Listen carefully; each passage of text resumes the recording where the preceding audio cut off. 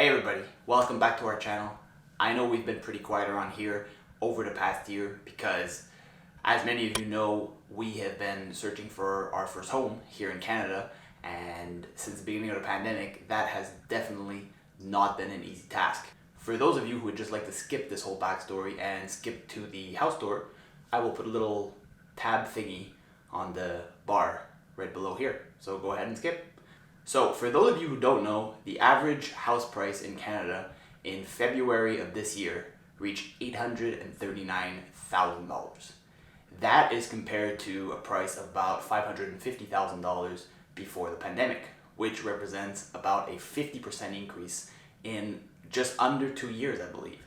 So that is an absolutely crazy spike in prices, and me and Yas were looking for a house right during the worst part of it. So as you might guess, we lost a lot of bidding wars and it was a pretty stressful time.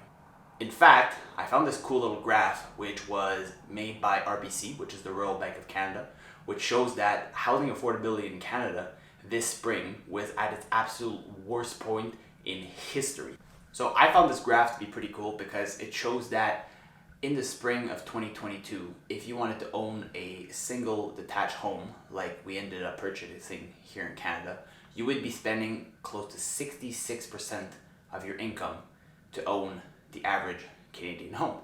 So it's safe to say owning a house in Canada has never been so unaffordable, especially if you're coming from a place where you haven't owned any property in the past.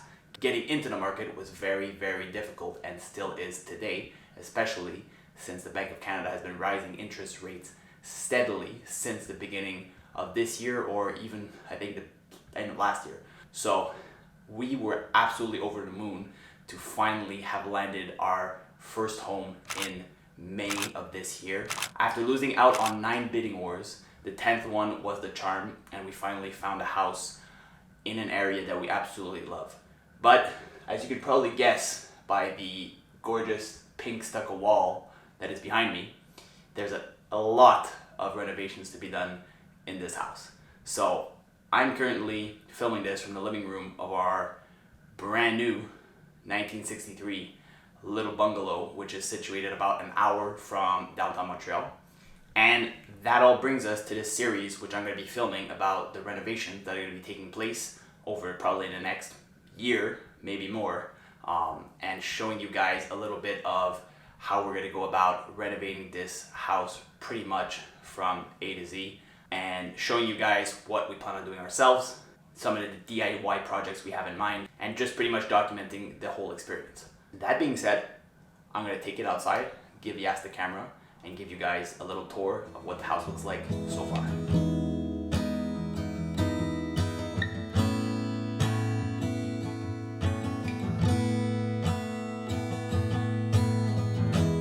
Welcome to our brand new house from 1963.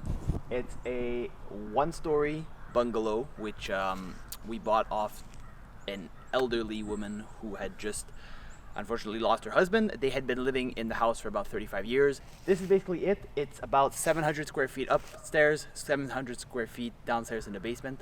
So let's go take a look. So this is our beautiful scrap pile, which includes most of our basement floor that we ripped up this past week, and a lot of other junk that we have been slowly but surely getting out of the house. So this is what the front of the house looks like now. Unfortunately, the front of the house is not oriented towards the street.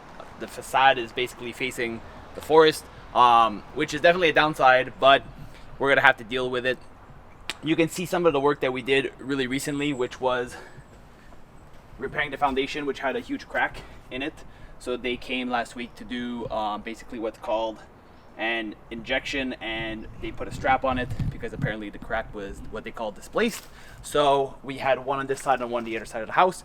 We got that all fixed, but to get it fixed, we had to remove the deck or the porch that was under our front door. So now we're gonna have to build a new one. Stay tuned for that.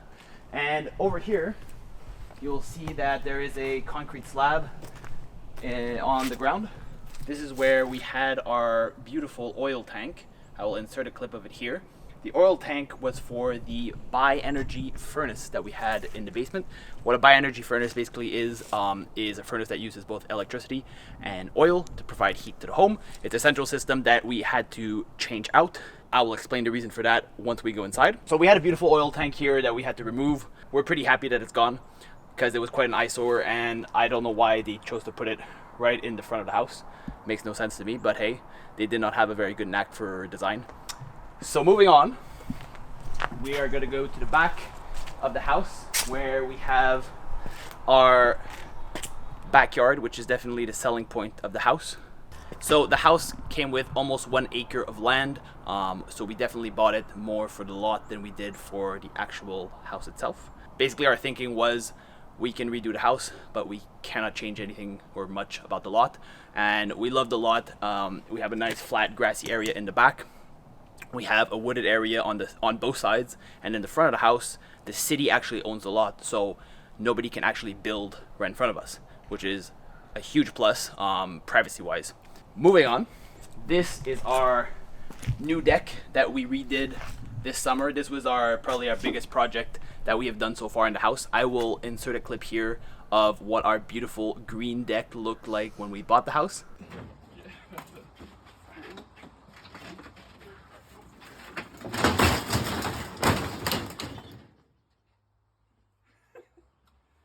And now, basically all we did was we flipped the boards over.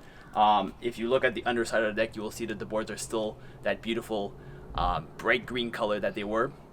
We flipped them around because they were perfectly fine to use, and we basically just changed the 2x8s, I believe, on the 3 sides of the deck. We manufactured some new steps here out of reclaimed wood, once again, that we had from some other steps, I think maybe the ones from the front porch. And another beautiful DIY that we have done, which I will show you quickly, is our little shed that we have here. So yes, this summer we did this beautiful door here by buying some cheap wood from the hardware store, which turned out really nice once it was stained. Bought a nice little lock here, and she reused basically all the structure from the old door. If you take a look on the inside, this is basically exactly how the old door was made, but she just reused the same planks, screwed everything back together, and it worked out really, really nicely. So we're quite happy about that. Yes, redid the door. It's because she used the old door that was on the shed to build this beautiful outdoor table. So the top of this table is basically the old door from the shed that she sanded down and restained. Even the legs of the table are reclaimed, so we found some old 4x4s that we had lying around, cut them down to size, and produced this absolutely beautiful table, which we have used already many a time this summer. So those are basically all the DIYs we've been doing on the outside of the home, which have kept us pretty busy. So now, let's go show you guys the inside. Alright, so welcome inside the house. We are on the main floor, which has 5 rooms for now. We have the kitchen that's behind me, 2 bedrooms off to one side, the bathroom off to this side, and then the living room / dining room, which is behind where Yas is filming. This beautiful kitchen, we have not done much to it yet, other than remove some really ugly stickers that were on the cabinets and remove a beautiful wall that was right where I'm standing here between the kitchen and the living room. You can see the mark on the floor from where we removed the wall. And what was really nice about this wall is that one side was completely filled with mirrors. So it was, if you were sitting in the living room, you were basically always looking at yourself. Or maybe the previous owner liked to practice dancing, and she liked to always be able to see herself. I don't know what the deal was. If you don't believe me, I will insert a clip of the mirrored wall right now. Welcome back. So now you believe me, there was a wall of mirrors in our kitchen. We removed that the first week we moved into the house, which was a huge upgrade because it opened up the space and it gave us a little bit of an idea of where we were going with the layout. So moving on, I will show you the 2 bedrooms quickly. This is the first one over here that we've just been using to store some spare stuff. And then we have our main bedroom, which we sleep in on this side, which is a little bit larger. So this has our bed and a few of our things. So this bedroom we will be keeping as is. So this is basically our dining room and our living room.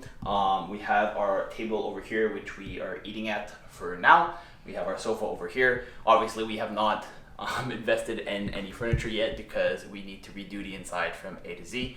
As you can see, the ceiling above me has water stains and all kinds of little marks in it from the staples that were holding the fake cardboard ceiling, which was here, if you will. So the whole ceiling when we bought the house was yellow and had these cardboard tiles on it, which is a very intricate design. I ripped all of them out. That was a nice weekend project, and I was able to see that the gyps is completely finished. It is warped, it is cracked, so we're gonna have to be ripping all of that out as well and replacing it, which is gonna give us a chance to see what we have inside the attic, which is still unknown for now. And I'm looking forward to discovering that because I'm sure there'll be a lot of surprises up there. But the good news about this living room is that there's nice windows. We have a big bay window here behind me, and we also have a triple window here on this side, which lets a lot of light in during the afternoons, which we're super happy with. Now that that's out of the way, let's show you guys downstairs.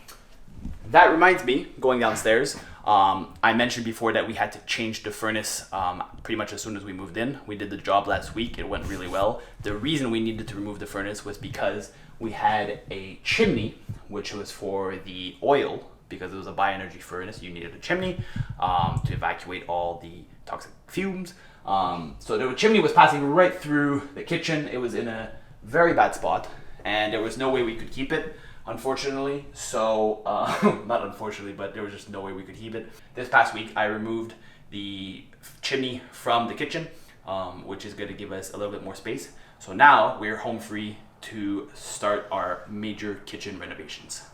And if you follow me down here, down our very not the code staircase, we can head down to the basement. Alright, so this is our now unfinished basement. When we bought the house, the basement was actually finished, if you will, but everything was pretty gross and the materials were horrible, so we had to replace basically everything. Now we're at the stage of ripping everything out, which we have been doing for the past month. This is our the largest room in our basement, which is going to become our family room because we have the wood burning stove over here with our fireplace. We're going to be putting 2 bedrooms in the basement. So we're going to be creating a wall in this room, which is behind me. And we also have a laundry room, which is going to become our second bathroom, hopefully, sometime in the next year. If you follow me through here,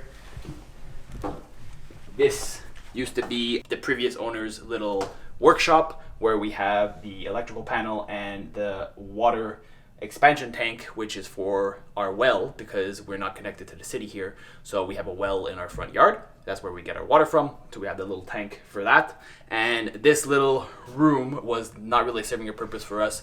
So we opened up, there was a wall here on my left where you can see that the floor starts. And we ripped this down because it was not supporting anything.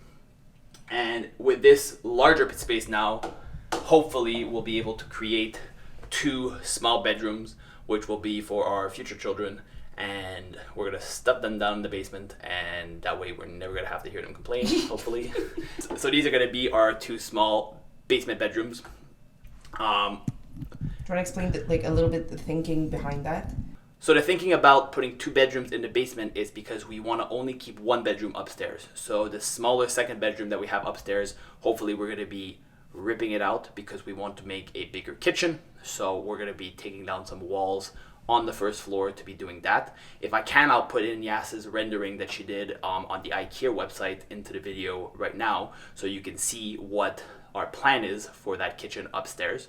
So basically we're going to be almost doubling the size of the kitchen that we have currently, keeping 1 bedroom upstairs and then adding a second one downstairs because we took the measurements and technically there is enough space to make 2 small bedrooms down here and even be able to fit in a queen bed in each one of the bedrooms downstairs. So if you come on through here, sorry about the darkness. So this is our little mechanical room where we have the stairs coming down from the main floor upstairs. And we also have our central furnace here that was replaced this week. It's a central ducted system. The ducts are right above my head. These were already here and plugged into the bioenergy furnace that we ripped out. So they just reused the ducts, put us in a full electric system, which also has integrated AC because the heat pump has an inverter in it. So now we have AC, we have no more oil tank, and we have a brand new furnace. So it's a win-win-win for us. And now we can start renovating the kitchen. This room, we're not going to really be able to do much with it. We're going to just change the floors, re-insulate all the exterior walls in the basement, and drywall everything once we're all done. And that brings us to our last room in the house, which is our little laundry room. This has all the plumbing coming down from the main floor upstairs. So this is the kitchen, and this is the bathroom here above me. So all the connections for the main stack that go into our septic system. Again, since we're not living in a city, we do not have any municipal sewage. So all our plumbing goes into our septic system, which is located in the backyard. This hopefully is going to become our second bathroom. We're going to have to consult a contractor about what the best way of doing that is going to be. But we figured at this spot makes a lot of sense because we already have water coming in, and we already also have the plumbing going out. So the size of the room is really nice. It's big enough to fit a bathtub and some storage, and also keep the washer dryer probably on this side here. Alright, merci tout. Ok. J'aurais dit que tu fais ton vidéo justement. Alright, ben c'est tout.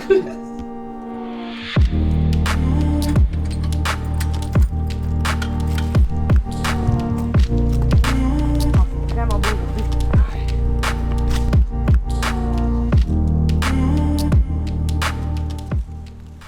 So we couldn't end the video without showing you guys the best part of the property that we were lucky enough to purchase. It comes with a notarized access to a lake, which is a 2-minute walk down the road. It's a beautiful small lake that you're not allowed to have any motorized boats on, so it's very, very peaceful, as I'm sure you can tell. During the beautiful month of October, we get all the beautiful colors in the trees, and we have been taking advantage of this lake multiple times a week, if not multiple times a day, pretty much all summer. It was great to have our friends and family up here, and for us, this lake access is worth a lot more than what we paid for the house, in our opinion. So we found that even though we purchased the house in what was probably the worst real estate market in Canadian history, we actually feel like we got a decent deal on the property. So we're gonna end the video here. We have a lot more big renovations coming. If you have any questions, leave them down below. Like, comment, subscribe, and we'll be back for more next week. Toodaloo!